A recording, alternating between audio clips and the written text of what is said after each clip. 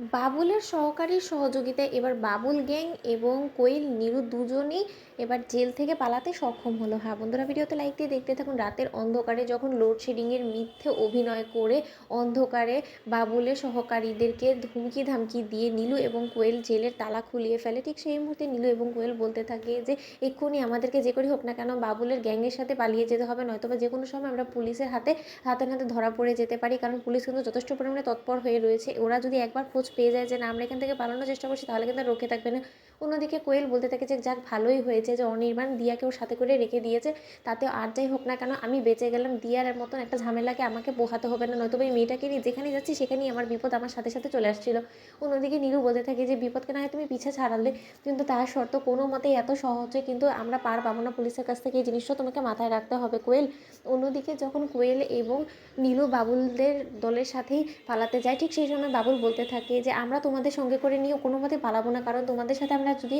কোনোভাবে হাতে নাতে ধরা পড়েছে তাহলে রক্ষে থাকবে না। অন্যদিকে নীলু বলতে থাকে যে তোমরা আলবাদ আমাদেরকে সহযোগিতা করতে বাধ্য, যদি আমাদেরকে ভালো ভালো সহযোগিতা করতে না চাও তাহলে কিন্তু আমরা তোমাদের বিরুদ্ধে আরও বেশি মিথ্যে চার্জেস এনে ফেলবো, তখন কিন্তু তোমাদের অতীতের যে কেচ্ছাগুলো করে রেখেছো সেটাও বেরিয়ে আসবে, তাই কেঁচো করতে সার বেরোয়ার আগে তুমি আমাদেরকে সাপোর্ট করো বাবুল। অন্যদিকে বাবুল বলতে থাকে যে এই মালটাকে এখানে রাখাটা বিপদ হয়ে যাবে, কারণ ও তো আমাদের সম্পর্কে সব কিছুই জানে না,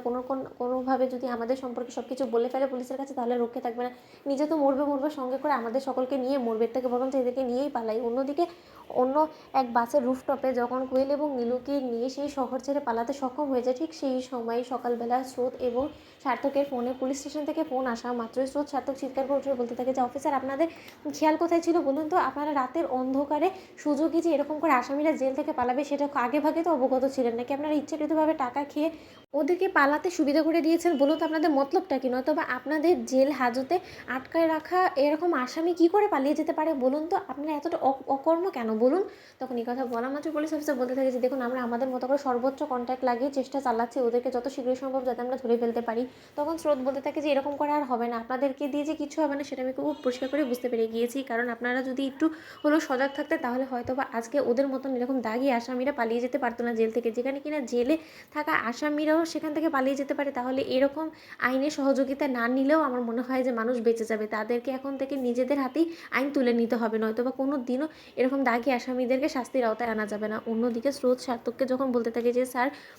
কোয়েল নীলু এবং বাবুল দলের চক্রদলের সদস্যরা সকলেই মিলে জেল থেকে পালিয়ে গিয়েছে রাতের অন্ধকারে, আপনি ভাবতে পারছেন, তখন সার্থক বলতে থেকে সর্বনাশ করেছে, এবার তো আমাদের পরিবারকে ওদের হাত থেকে কেউ বাঁচাতে পারবে না, ওরা নির্ঘাত আবারও আমাদের পরিবারের উপর আঘাত করার চেষ্টা করবে, এবার আমাদেরকে সাবধান থাকতে হবে যাতে ওরা কোনো কিছু না করতে পারে। তো বন্ধুরা ভিডিওটি ভালো লাগলে লাইক এবং শেয়ার করে সাবস্ক্রাইব করতে ভুলো না।